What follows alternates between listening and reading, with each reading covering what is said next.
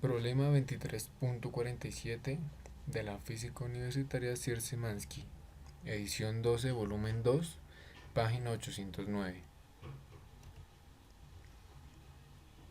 En el problema nos dan la función que es el potencial eléctrico B de xyz igual a xy menos bx cuadrado más cy, donde a, b y c son constantes positivas.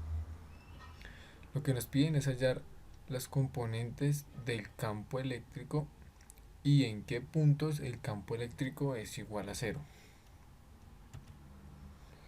Análisis del problema. El fenómeno es de campo eléctrico que se obtiene a partir de potencial eléctrico. ¿Y cómo se obtiene? El campo eléctrico son las derivadas parciales del potencial. Entonces, como hechos tenemos la función de potencial eléctrico anteriormente mencionada y el campo eléctrico que denotaremos con la letra E mayúscula. Nuestra meta es hallar el campo eléctrico. Como conocimiento, entonces sabemos que el campo eléctrico está dado por las derivadas parciales de cada una de sus componentes. Entonces para la componente x es la derivada parcial del potencial respecto a x. Para y, la derivada parcial del potencial respecto a y análogamente con el campo eléctrico en la componente z. Entonces en el desarrollo hallamos la derivada parcial de cada componente. Para la componente x es igual, la derivada parcial del potencial con respecto a x es igual a menos ay más 2bx. Para la derivada parcial del potencial respecto a y es igual a menos ax menos c. Y para la derivada parcial del potencial respecto a z es igual a 0.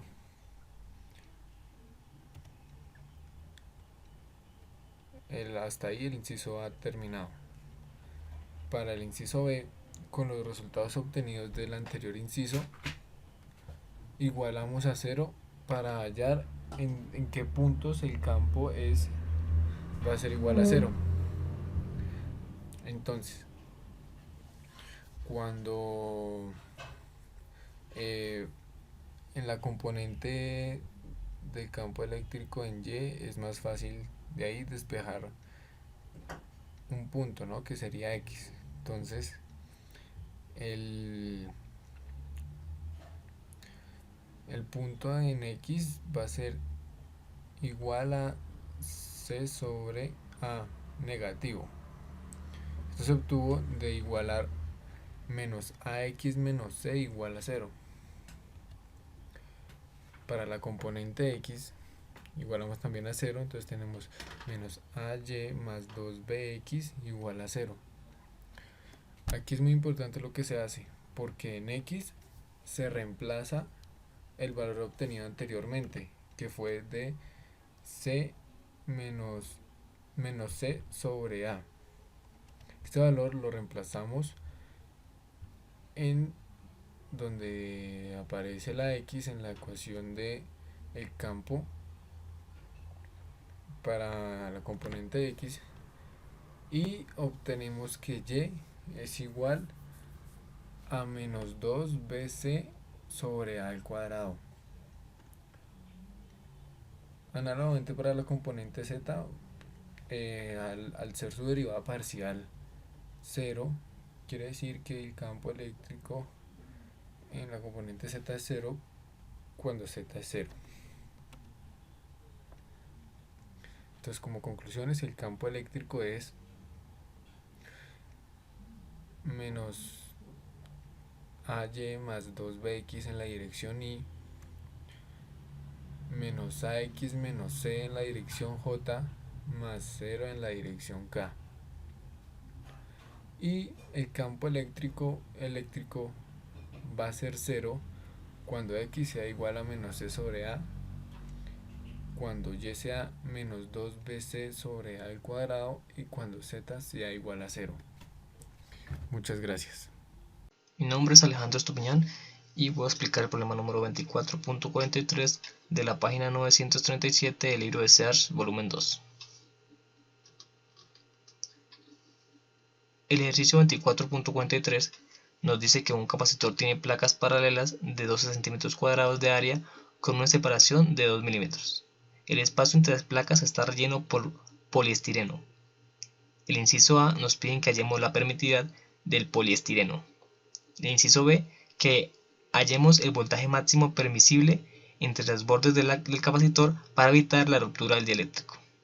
El inciso C nos dicen que cuando el voltaje es igual al hallado en el inciso B, encuentre la densidad de carga superficial de cada placa y la densidad superficial de carga inducida en la superficie del dieléctrico.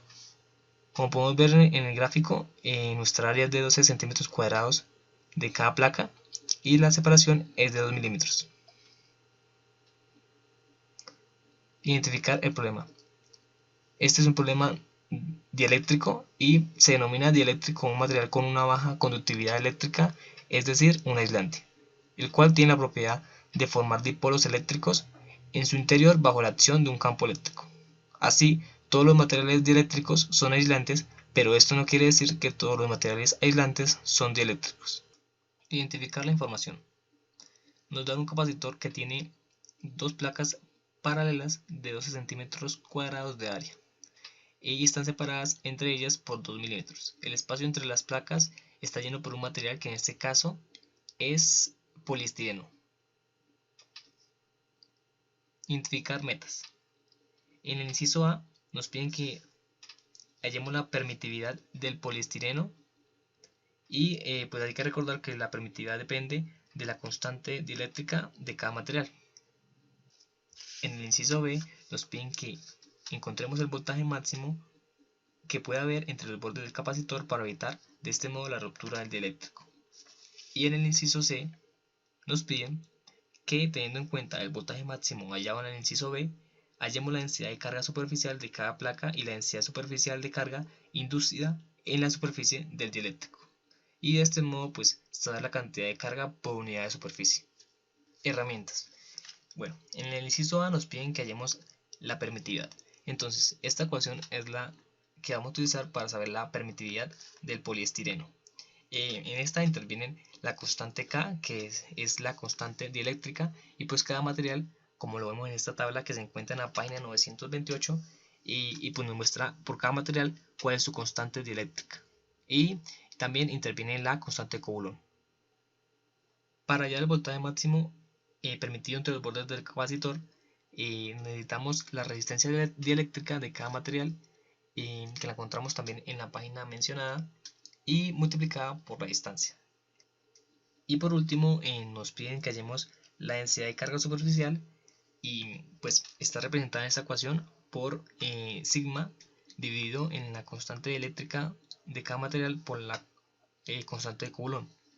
Esta multiplicación ya la sabemos del inciso A, que es igual a la permitividad del poliestireno, y se reduce a esto, que es igual el sigma igual a la permitividad del poliestireno, que está representada por la letra epsilon, por la resistencia dieléctrica del material del poliestireno que vamos a utilizar en este ejercicio. Y la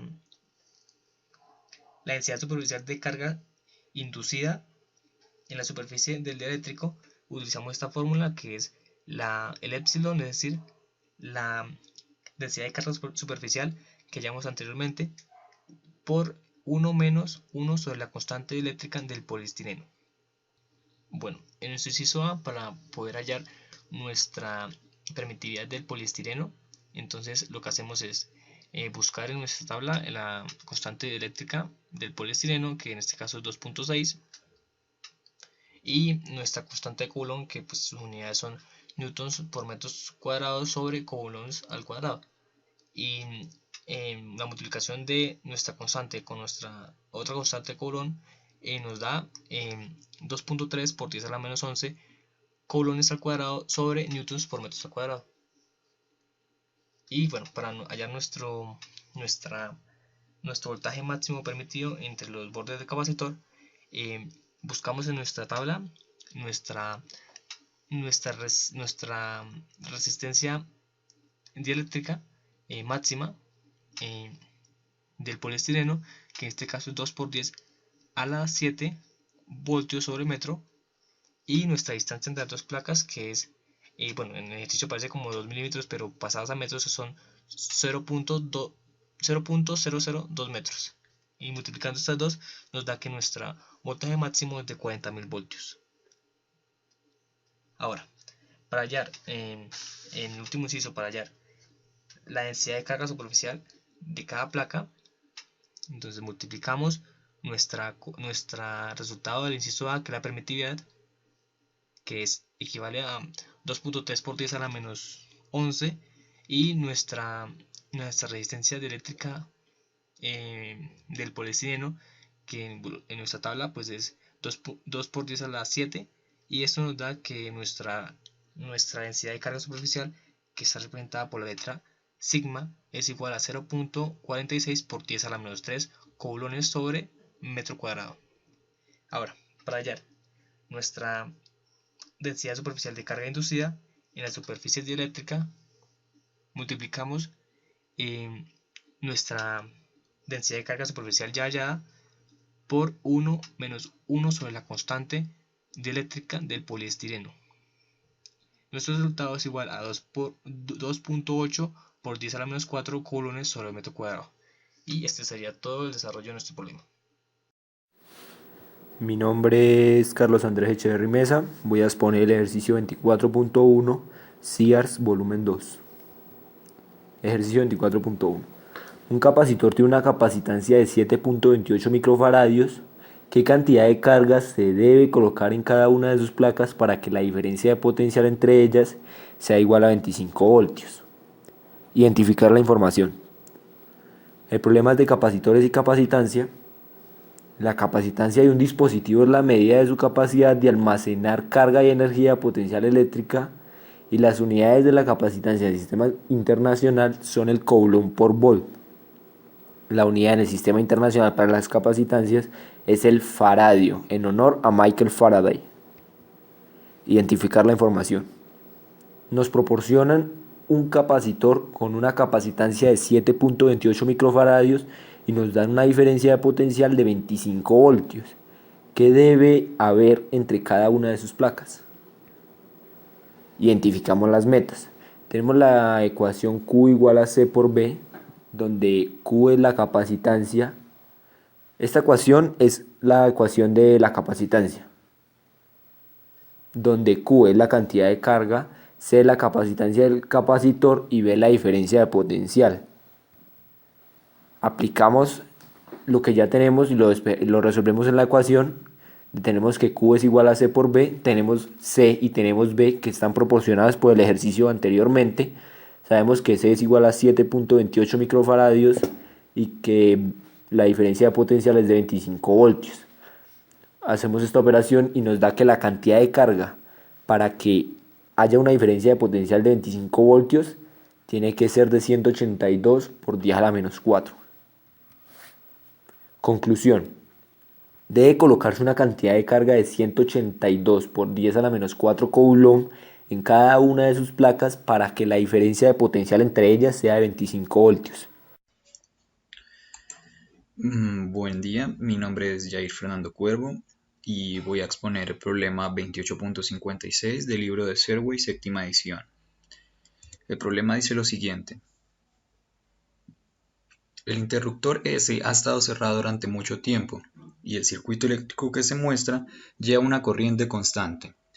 Tome C1 como 3 microfaradios, C2 como 6 microfaradios, R1 como 4 kilómetros y R2 como 7 kilómetros.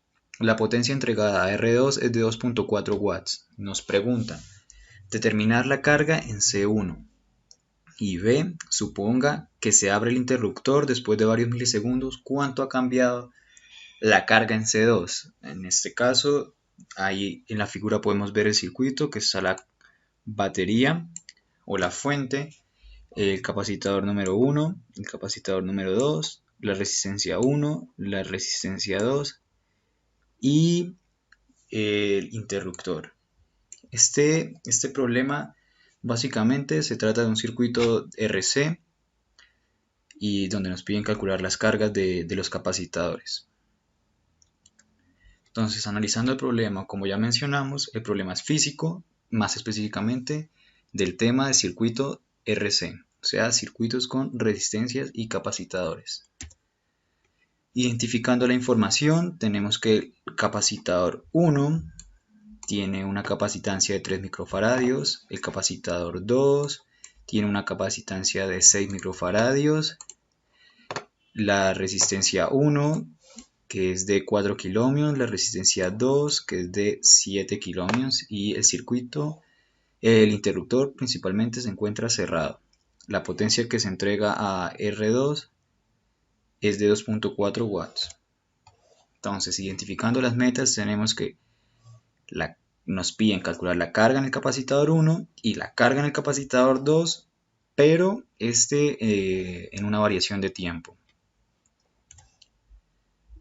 Entonces, identificando las herramientas para solucionar este problema, tenemos las ecuaciones de un circuito con resistencias en serie, donde nos dice que la resistencia equivalente es la suma de los valores de las resistencias, la corriente que circula por el circuito es la misma, y la diferencia potencial es la suma de los diferentes potenciales que reciben las resistencias. También tenemos la ecuación de un capacitor que se encuentra en paralelo, que es la misma diferencia potenciales.